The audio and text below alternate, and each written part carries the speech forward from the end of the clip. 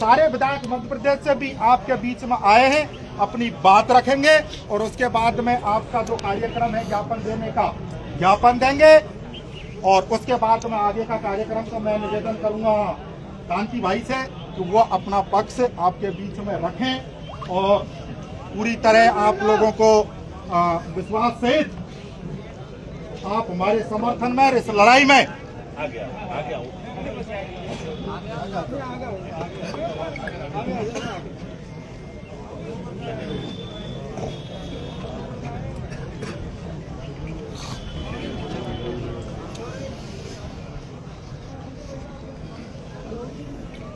इनकलाब जिंदाबाद। जय जोहार का नारा है, भारत देश हमारा है। यही तो कमजोरी हमारी। नरेश भाई ने जो आंदोलन छेड़ा है उस आंदोलन को लेके हम दक्षिण राजस्थान के आदिवासी भील समुदाय पूरा मीणा समुदाय के साथ में है और हम लोग पहले से कहते आए थे 1913 के अंदर मानगढ़ का कांड हुआ। उस कांड के अंदर सामंती और अंग्रेजों ने मिलकर भील आदिवासियों को मारा। उसके बाद में 1922 के अंदर फिर आपका गुजरात और राजस्थान के मध्य में एक कांडवोर हुआ, वहाँ 1500 आदिवासी फिर मारे गए। और ये मैं कहानी नहीं बता रहा हूँ, मैं एक हिस्ट्री बता रहा हूँ। और ये कुछ साल पहले, शायद 2 साल पहले काफी डुंगरी का कांड हुआ, जिस कांड के अंदर 2 भील आदिवासी बच्चे पुलिस की गोलियों से मारे गए। वो 10 पढ़ रहे थे और 5-6 हजार लोगों के मुकदमे हुए और हमारे यहाँ के मीणा भाई भी हमारे समर्थन में आए थे, उनके ऊपर भी मुकदमे हुए, जिसमें हमारे बनवारी लाल जी की नौकरी भी चली गई। बनवारी लाल साता जो मीणा है, कहने का मतलब ये है कि वहाँ भीलों के साथ में शोषण अत्याचार अन्याय होता है तो मीणा नहीं बोला करते थे और मीणा के साथ में होता था तो भील नहीं बोला करते थे। लेकिन अब सारा ये मामला खत्म करके हम लोग आपस में एक साथ बैठ कर ये अत्याचार के विरुद्ध हम लड़ने के लिए तैयार हैं। और मैं कहना चाहता हूं कि एक धार्मिक आंदोलन था मानगढ़ धाम का और उन मानगढ़ धाम के ऊपर आदिवासियों पर गोलियां चला दी। आपने भारत देश के ऊपर सुना होगा, किसी धार्मिक आंदोलन के ऊपर चाहे अंग्रेज न हो, चाहे राजपूत न हो, चाहे पुलिस न हो, गोलियां नहीं चलाई। और वैसी मामला ये समरता गांव के अंदर हुआ। खाना खा रहे लोगों के ऊपर नरेश मीणा खाना खा रहे थे और गांव वाले खाना परोस रहे थे, वहां पर गोलियां चलाई, आंसू गैस छोड़े गए, खाना छोड़ के लोगों को भागना पड़ा। ये पुलिस की कायरता और राजस्थान सरकार की कायरता दर्शाती है। अगर इसके विरोध में हमने कड़ा आंदोलन नहीं किया तो आने वाले समय में और कांड हो सकते हैं। इसलिए दक्षिण राजस्थान के जितने भी लोग हैं वो आपके साथ में तन मन धन से लगे हुए हैं। यहाँ मीणा हो, गुज्जर हो, एससी हो, दलित हो, ओबीसी हो, सबके साथ में मिलकर काम करना पड़ेगा, नहीं तो आने वाले समय में बहुत बड़ा मामला हो सकता है। मैं कहना चाहता हूँ, चाहे कांग्रेस का आदमी हो, चाहे बीजेपी का हो, चाहे बसपा का हो, चाहे सपा का हो, चाहे बाप का हो, चाहे आपका हो, सारे मिलके इस आंदोलन में कूद पड़ो और सरकार के विरोध में एक बहुत बड़ा मोर्चा हम लोग खोलने की तैयारी करेंगे। जिंदाबाद। राजनीतिक झंडे डंडे अपने घर पे छोड़ के आ जाओ, जब चुनाव लड़ना होगा तब हम लोग लड़ेंगे। लेकिन अभी एक ही मकसद है। उस समय अर्जुन को सिर्फ मछली की आग दिखी थी, आज हमें दिख रहा है समरसता गांव में जो हुआ अत्याचार और नरेश भाई के साथ में जो अत्याचार हुआ है और हमारे छोटे छोटे बच्चे जो अस्पताल में 1-1 साल के, उन्होंने क्या गुनाह किया था। इसलिए ऐसे लोगों के खिलाफ मैं मोर्चा खोलना पड़ेगा। मैं इतनी दूर से आया हूँ, शायद मुझे 1.5 साल मेरा एक्सीडेंट हुआ था और मीणा भाइयों ने ऐसे में हॉस्पिटल में आकर मुझे 10 बोतल खून दिया था वो खून का कर्ज मैं उतारने के लिए आया। इंकलाब जिंदाबाद, इंकलाब जिंदाबाद। मैं मौत के मुंह से आया हूँ। मुझे राजस्थान सरकार क्या, पुलिस क्या, आर्मी भी नहीं मार सकती। मुझे यमराज ने कह दिया तू जा, तेरी जरूरत नहीं है यहाँ पर, तेरे समाज की जरूरत है, समाज के लिए काम कर। मैं 6 दिन मरा हुआ था, 1 साल हॉस्पिटल में रहा में, और इसके बाद में गाँव गया। फिर मैं चुनाव भी लड़े, लोगों को लड़वाई भी सही। राजकुमार को हमने सांसद तक पहुंचा दिया, कुछ एमएलए विधानसभा में हैं, और आप लोग 2 एमएलए और हम पहुंचाने वाले हैं। तो अपने इस इलाके की ताकत को भी हम लोग मजबूत करेंगे। और हमारे साथ में कुछ होता है तो मीणा भाइयों से मैं कहना चाहता हूँ, गुज्जर भाइयों से कहना चाहता हूँ, जो भी दलित शोषित वंचित लोग हैं वो भी हमारी आवाज जयपुर तक पहुँचाने का आप लोग काम करेंगे, और हम लोग आपके साथ मिलकर धन्यवाद मिलाकर काम करेंगे। बहुत बहुत धन्यवाद, आभार, जोहार, जय आदिवासी। बहुत धन्यवाद साथियों, आप लोगों ने बाप पार्टी के संस्थापक भाई कांतिलाल जी को सुना। आगे मैं वक्ताओं की कड़ी में शामिल करना चाहूंगा कमलेश्वर जी डोडियार, एमएलए जो सेलाना मध्य प्रदेश से आपके बीच में आए हैं। डोडियार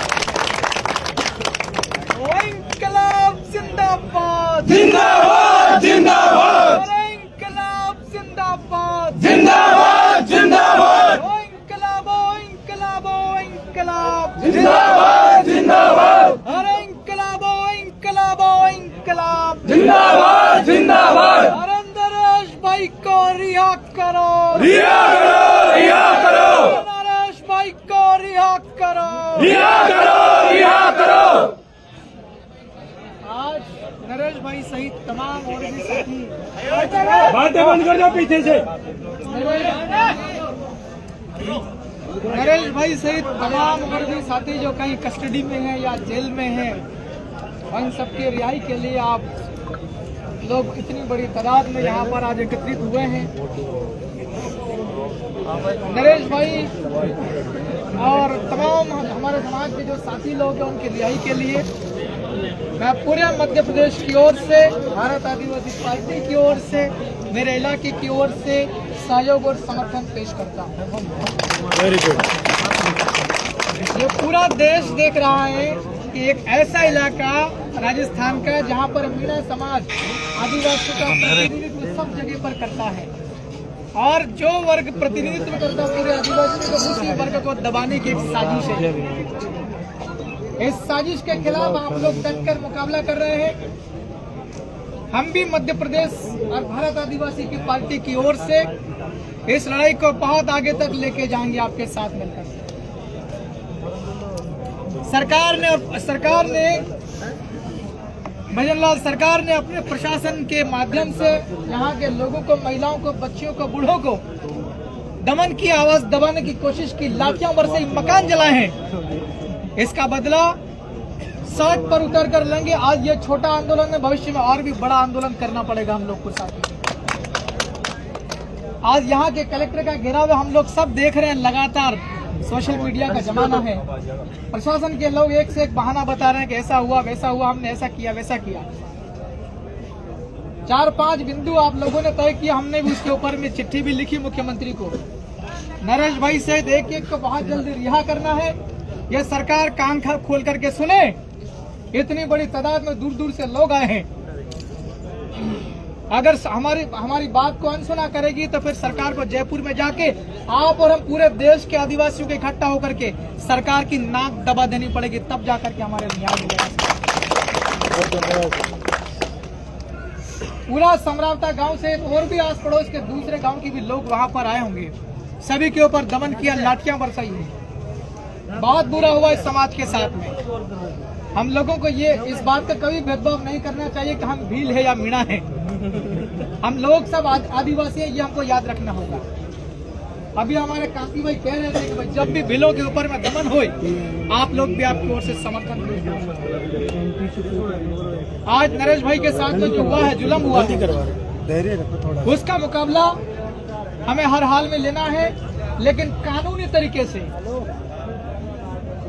इतने छोटे छोटे बच्चों के ऊपर में किसी प्रकार की कोई दया तक नहीं आई। 1-1 साल 2-2 साल के बच्चों का इलाज हो रहा है। इतना बुरा बर्ताव आज तक मेरे ख्याल से किसी भी प्रदेश की सरकार ने नहीं किया होगा। आज इस लड़ाई को और आगे लंबा लेकर के जाएंगे और हम सब आपके साथ में हैं। बहुत बहुत धन्यवाद। जोहार। इंकलाब जिंदाबाद। बहुत धन्यवाद साथियों। समय का अभाव है, सभी युवाओं के चेहरे पे उस इंतजार की घड़ी का इंतजार है। लेकिन साथियों, हमारी एक संस्कृति रही है, कल्चर रही है, अतिथि देवो भव। हमारे पास वर्तमान सरकार के 3 विधायक मौजूद हैं, जिनमें से आपने एक विधायक को सुन लिया। मेरा आप सभी से निवेदन है कि हमारे पास 2-3 और अतिथि बचे हैं, मात्र 2-2 मिनट के लिए उनको सुने। उसके बाद पंक्ति व क्रमबद्ध तरीके से अपन अपना ज्ञापन सौंपेंगे।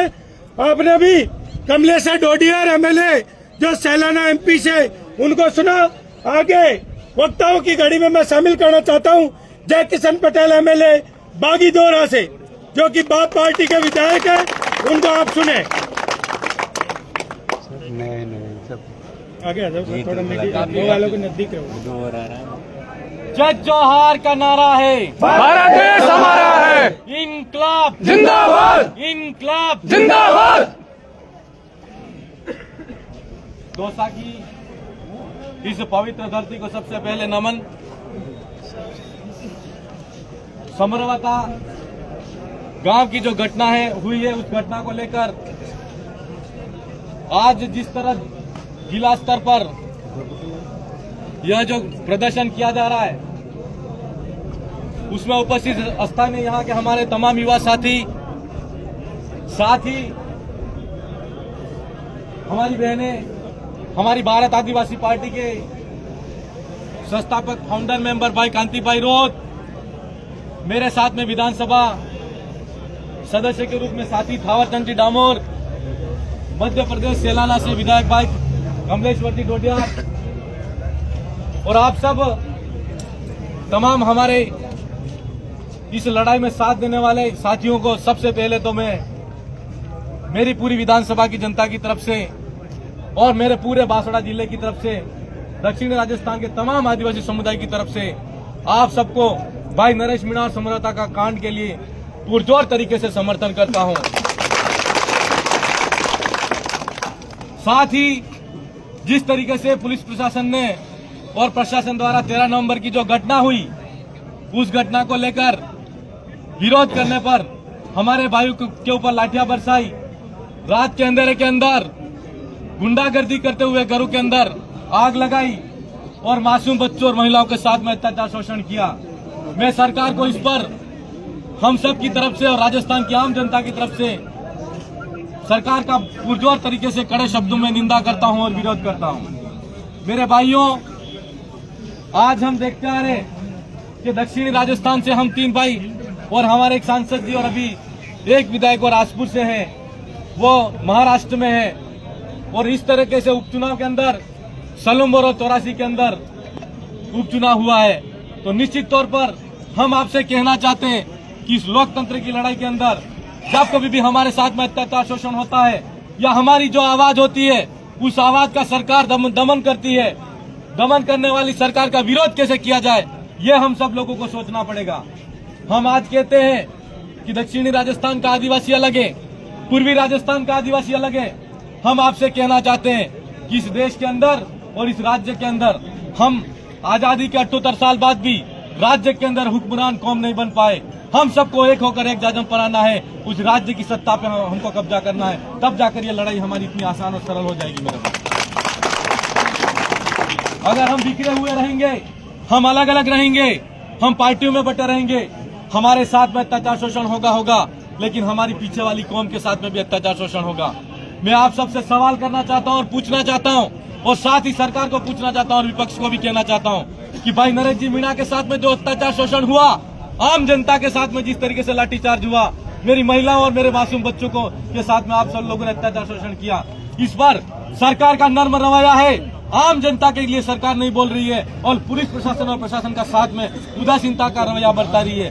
क्या सरकार का रवैया जनता के प्रति संवेदनशील है या सरकार के जो नुमाइंदे हैं प्रशासन है उसके प्रति संवेदनशील है? सरकार प्रशासन के साथ में खड़ी है, ऐसा नजर आ रहा है। साथ ही इस मौके पर यह भी कहना चाहता हूं कि जिस तरीके से इस क्षेत्र के अंदर बारी बारी से राज करने का काम पार्टियों ने किया, बारी बारी से जिन लोगों को नेता हम लोगों ने बनाया, आज हमको देखने की जरूरत है मेरे भाई कि हमारे साथ में आज अगर नरेश भाई निर्दलीय प्रत्याशी के तौर पर देवली उनियारा सीट से लड़े हैं और उनके समर्थकों के साथ में अत्याचार शोषण हो रहा है, तो जिस तरीके से भारतीय जनता पार्टी की सरकार है वो शोषण करने वाली और समर्थक शोषण के साथ में समर्थन करने वाली सरकार है। लेकिन हमारा सवाल है कि कांग्रेस के अंदर विपक्ष का जो सत्ता है उसके अंदर हमारे आदिवासी भाई नहीं है क्या, उसके अंदर प्रतिपक्ष के नेता नहीं है क्या, वो ऐसी घटना पे चुप क्यों है? आप सब लोगों को सोचना पड़ेगा कि नहीं सोचना पड़ेगा मेरे भाई? हमारा आपसे भी सवाल है, ये लड़ाई लोकतंत्र की लड़ाई है, लेकिन हम सब लोगों को सोचना पड़ेगा कि जिस तरीके से हमको अलग करने की जो षड्यंत्र नीति हजारों साल से चलती आ रही है, उस नीति को तोड़कर हम सब लोगों को, दक्षिणी राजस्थान के आदिवासियों, पूरे राजस्थान के आदिवासियों, दलित शोषित पीड़ित समुदाय, ST/SC OBC के तमाम मेरे भाई को मैं कहना चाहता हूँ कि हमको एक चाजम पर आने की जरूरत है।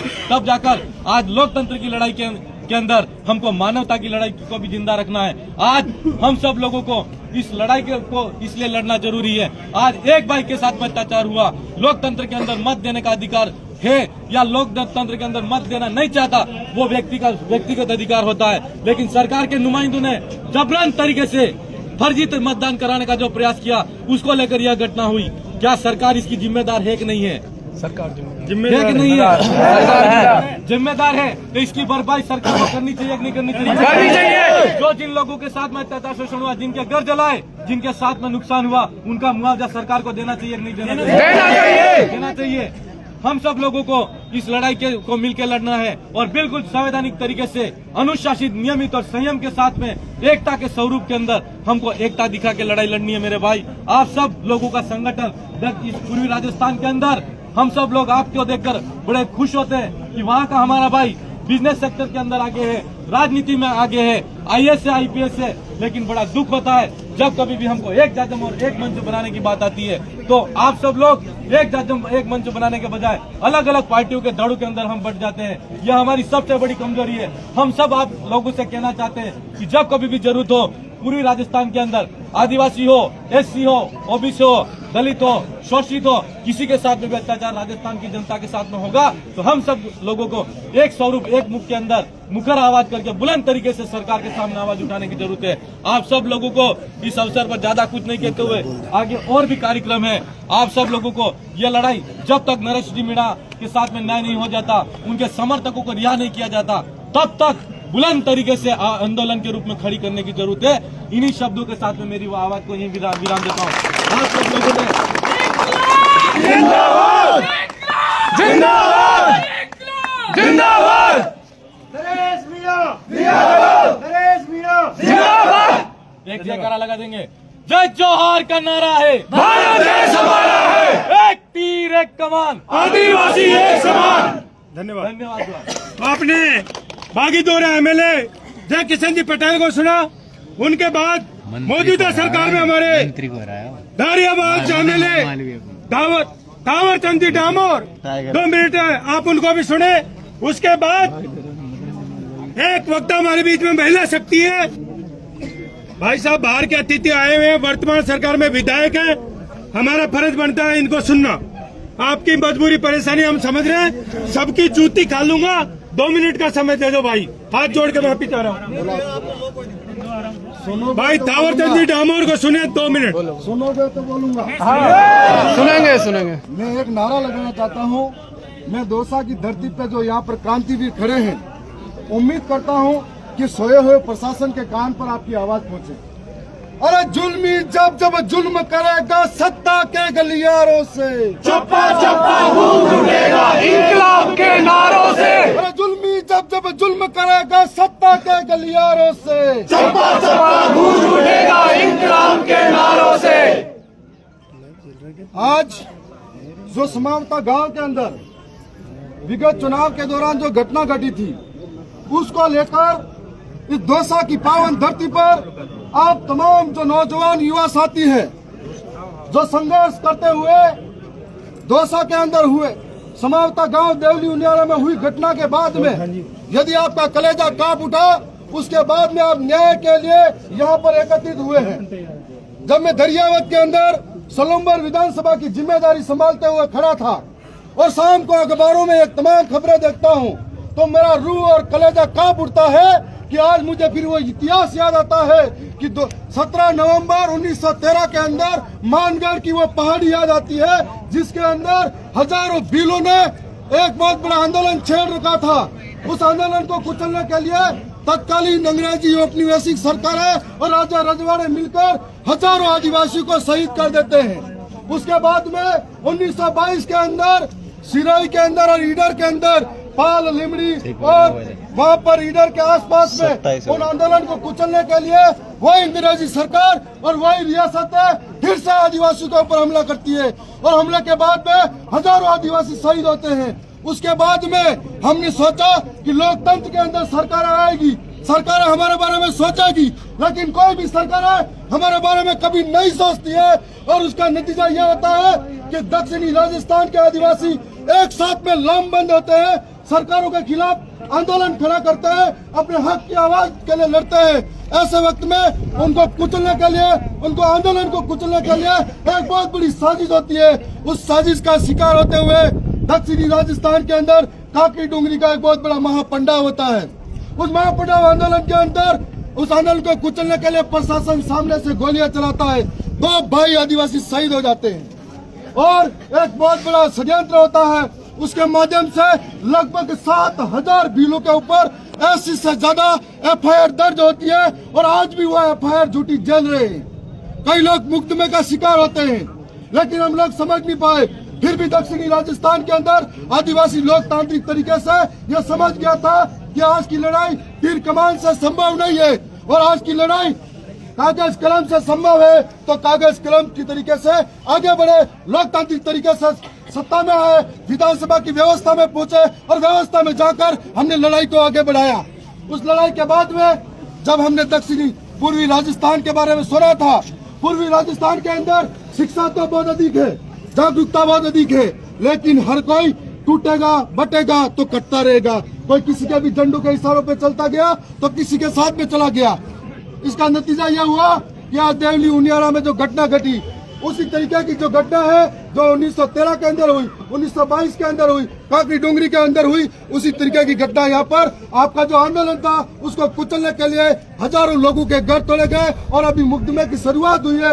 यदि आप लोग जागे नहीं तो यहाँ पे कितने नौजवान दिख रहे हैं, सबकी शुरुआत होगी। उठती आवाज को, उठती चिंगारी को यह दमनकारी सरकारें दबाने का काम करेगी और दबाने वाली सरकार के अंदर नुमाइंदे जो दबाने वाले हैं वो कोई और नहीं होगा। जिस लकड़ी के अंदर आग लग रही है, जिस माचिस की तिल्ली भी वही होगी। हमारे समाज के यहाँ पर बड़े बड़े नेता फिर रहे हैं, वो ये नहीं चाहता कि आपका आंदोलन आगे बढ़े। वही नेता इन सरकारों का सहारा लेकर आपको कुचलने का काम कर रहे हैं। मैं पूरी ईमानदारी से ये बात कह रहा हूँ।